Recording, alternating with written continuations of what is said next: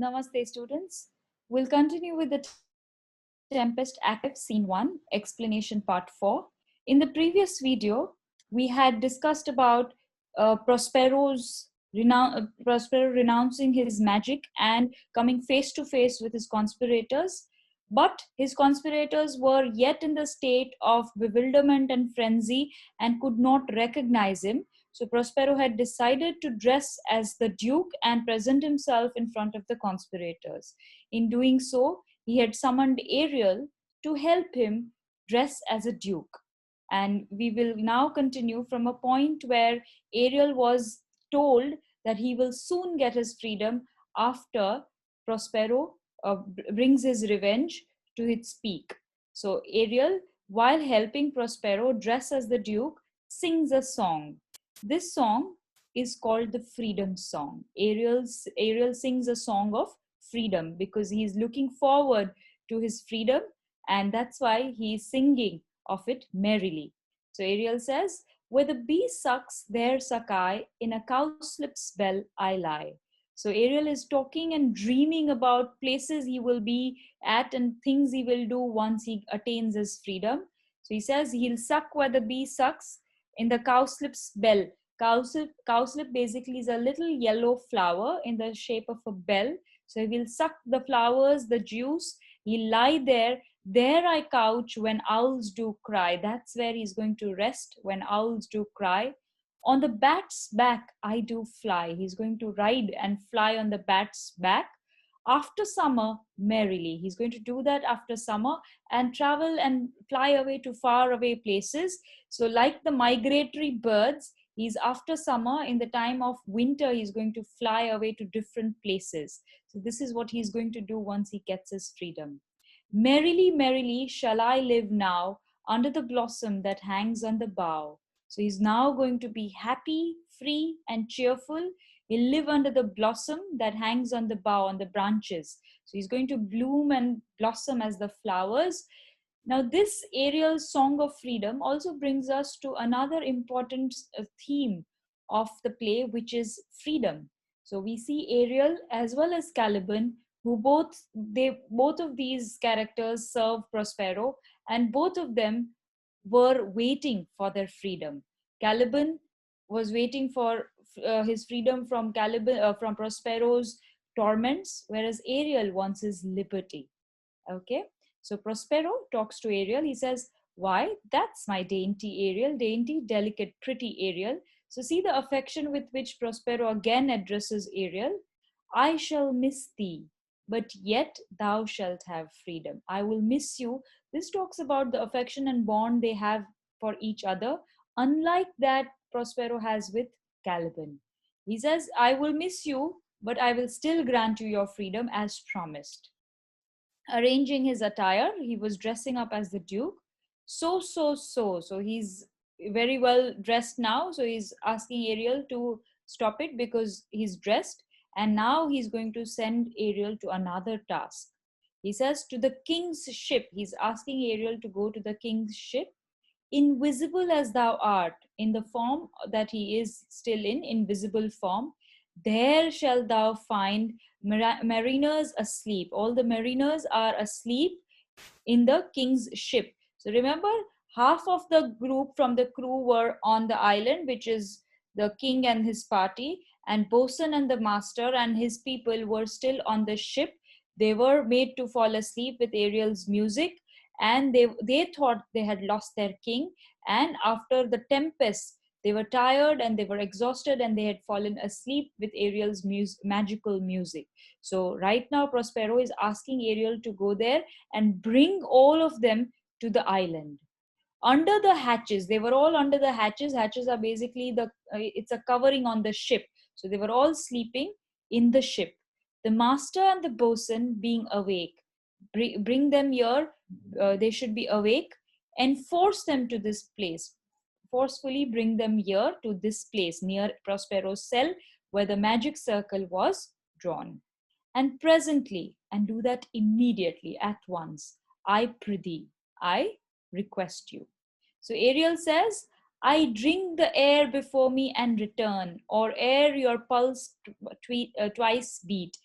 I will fly and drink the air in front of me. I'll fly and drink the air, which means that I will make a swift exit and return, or air, or before your pulse twice beat. I'll return before your pulse can beat twice. That immediately I will do your task. And he exits. Meanwhile, Gonzalo, whose senses are returning now, he has still not seen Prospero, but he's upset. He is disheartened because of all the trauma and torment that he has undergone. And he says, all torment, trouble, wonder, and amazement inhabits here. Some heavenly power guide us out of this fearful country. So see the contrast between how Gonzalo thought of this place before the banquet scene. He thought of his commonwealth and he thought of settling down on this island before the banquet scene. But after the banquet scene, after encountering the harpy, his thoughts and his feelings for this island has changed. He certainly thinks that they are tormented, troubled, and they are in sort of wonder and amazement.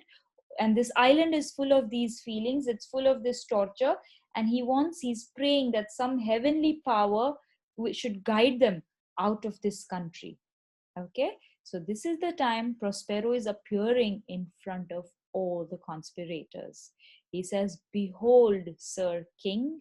So Prospero first addresses Alonso. He's asking Alonso to look at him, and he's calling him Sir King, the wronged Duke of Milan. He says, look at me, I am the wronged Duke of Milan. Wronged because they had wronged against him, they had conspired against him. I am the wronged Duke of Milan, Prospero. For more assurance that a living prince does now speak to thee. So he goes close to the conspirators. This is the time he's going close to Alonso, and he's saying, I am a living prince, which he's trying to assure him that I am not a spirit, I am not a ghost, because that is what they would have thought otherwise, that Prospero had died. So he says, I am a living prince, I am not a spirit. For more assurance, for more evidence, he's touching Alonso, probably even embracing him, and he says, I am the living prince, I'm alive, does now speak to you. So I'm a living prince and I'm speaking to you. I embrace thy body. So he embraces, hugs Alonso, so that Alonso could believe that Prospero is alive and it's not any ghost or spirit, or not any magical spirit on this island. So he embraces Alonso and says, and to thee and thy company I bid a hearty welcome. So I welcome all the royal party here. Alonso, whereas thou beest he or no? Remember, he is completely shocked, and he says, whether it is you or no, whether it is really Prospero or not, because it is absolutely unexpected that Prospero could have been alive, or some enchanted trifle to abuse me. He says, is it really you, or is it some trick of magic to deceive me again, like the banquet? As late I have been, recently I have been deceived a couple of times on this island.